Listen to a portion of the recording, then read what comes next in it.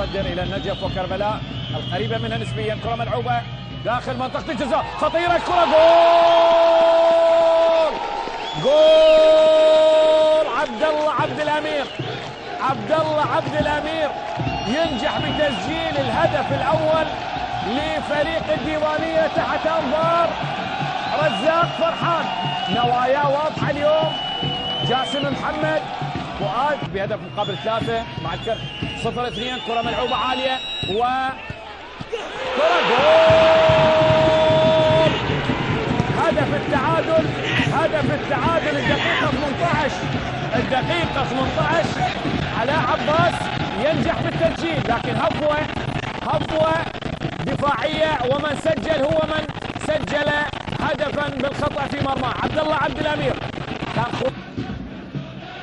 هدف التعادل لفريق الزوراء. كره ملعوبه مره اخرى، شوف تقدم داخل منطقه الجزاء، ملعوبه الكره، خطره جول.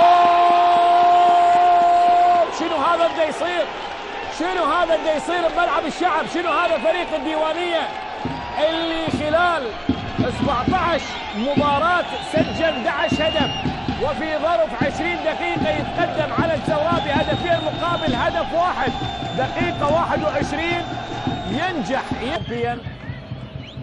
متميزا مهند عبد الرحيم في طريقه للدخول حتى قبل دقيقه واحده. كره ملعوبه علي حامد يلعب كره خطيره، الكره جول 3 أهداف لهذا الرجل في هذه المباراه. الله عليك يا عبد الله عبد الامير، استثمار للاخطاء الدفاعيه، هيجان على مدرجات ملعب الشعب الدولي. الديوانيه يتقدم ب3 أهداف. لأول مرة الديوانية في هذا الدوري ينهي مباراة وهو فاز ب3. اللاعب سيد جبار لعب الكرة، كرة ملعوبة جبار، خطيرة الكرة، خطيرة، بحث عن علاء عباس، على خلفية، جول. الله على هذا الهدف اللي سجله علاء عباس بهذه الطريقة الجميلة. كرة الزوراء تتنفس الصعداء في الدقيقة 80، دقيقة 81 ينجح علاء عباس ويفتح الأمل في إمكانية العودة لهذه المباراة. شوف رزاق فرحان على الزوراء، طويل على الديوانية، كرة ملعوبة خطيرة، الكرة رأسية مقطوعة، خطرة، جول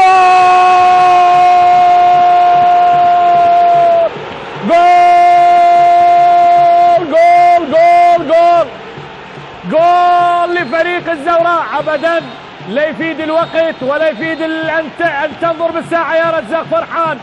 الزوراء سجل بالوقت بدل الضائع مجددا وينجح بالتسجيل ومعادله النتيجه.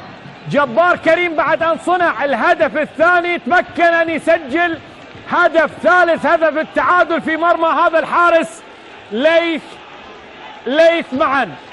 الله على الزوراء، والله على جمهور اللي ابدا ما سكت، والله يستحق تحيه كبيره هذا الجمهور اللي ظل مؤازر. لكن شوف عمليه الابعاد الخاطئ في هذه الكره، شوف خلاها امامه، خلاها اللاعب رقم 18